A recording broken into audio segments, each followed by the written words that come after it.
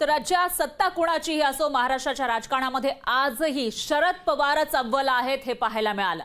राष्ट्रवादी शरदचंद्र पवार पक्षाच्या निवडणुकीच्या रणनीतीची सगळी सूत्र शरद पवारांनी हाती घेतल्याचं दिसतंय। शरद पवारांनी आज पुण्यामध्ये मराठवाड्यापासून ते विदर्भापर्यंतच्या अनेक मतदारसंघातील इच्छुकांच्या भेटीगाठी घेतलेल्या आहेत। शिवाय अनेकांशी राष्ट्रवादी प्रवेशाबाबत सुद्धा चर्चा केली आहे। महादेव जानकर यांनी सकाळी 7:30लाच शरद पवारांची भेट घेतली। त्यानंतर विदर्भातील वर्ध्याच्या कराळे गुरुजींनी सुद्धा त्यांची भेट घेतलेली आहे। तर लक्ष्मण मानेंनीही शरद पवारांची भेट घेऊन निवडणूक लढण्याची मागणी केलेली आहे, त्यांची इच्छा व्यक्त केली आहे। सुनील माने यांनी राष्ट्रवादीमध्ये प्रवेश केला आहे, तर माजी मंत्री बाळासाहेब पाटील यांनीही पवारांशी चर्चा केली। हे सुरू असतानाच पवारांचा माढा मतदारसंघावर बारीक लक्ष असल्याचं दिसतंय। जुने पवार पुन्हा ऍक्शन मोडवर आल्याचं त्यांचे समर्थक आता सांगू लागले। पाहूयात या संदर्भातला लोकशाही मराठीचा स्पेशल रिपोर्ट।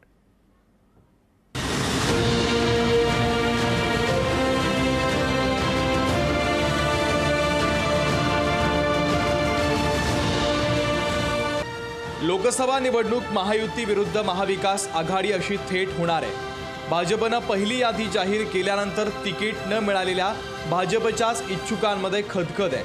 हेच हेरून त्याचा फायदा कसा उचलायचा याची चाचपणी शरद पवार करताना दिसतात। गेल्या 2 दिवसांपासून शरद पवारांचे निवासस्थान असलेल्या मोदी बागेत शरद पवारांनी बैठकांचा सिलसिला सुरू ठेवला आहे। अहमदनगर, बीड, माढा या मतदारसंघातली आपली ताकद दाखवायला सुरुवात केली आहे। महाराष्ट्रातून वेगवेगळे नेते वेगवेगळ्या जिल्ह्यातले पवार साहेबांना भेटायला येतात। काही चर्चा नाही, उलट साताऱ्यात महाविकास आघाडीचे, इंडी आघाडीचे मेळावे प्रत्येक तालुक्यात घ्यावेत अशा संदर्भात चर्चा होती। त्यासाठी काही लोक नगर लोकसभा मतदारसंघात सुजय विखे पाटील यांना भाजपनं पुन्हा उमेदवारी दिली आहे। यानंतर अजित पवार यांच्यासोबत गेलेले निलेश लंके यांनी तुतारी हातात घेतली आहे। नगरमधील विरोधक शरद पवार यांनी लंकेंच्या माध्यमातून आपल्याकडे वळवण्याचा प्रयत्न केला। माढ्यामध्ये रणजितसिंह निंबाळकरांना उमेदवारी दिल्यानंतर रामराजे निंबाळकर यांनी अकलूज गाठलं आणि मोहिते पाटील कुटुंबाची भेट घेतली आहे।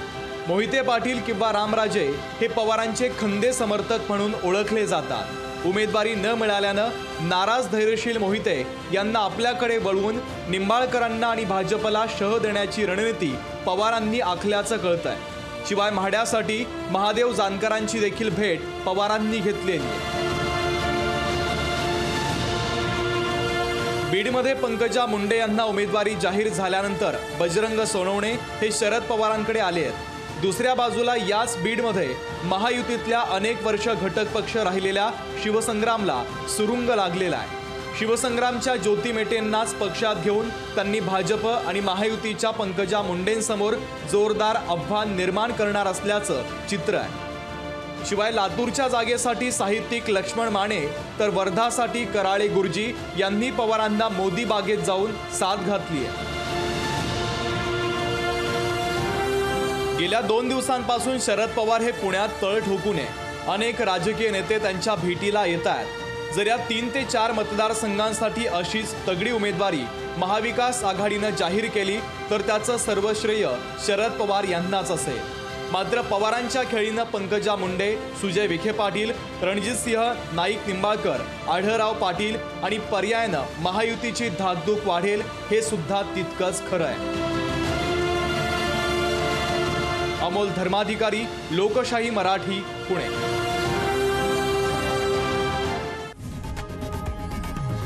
लोकशाही मराठी ऐका, पहा, जागरूक रहा।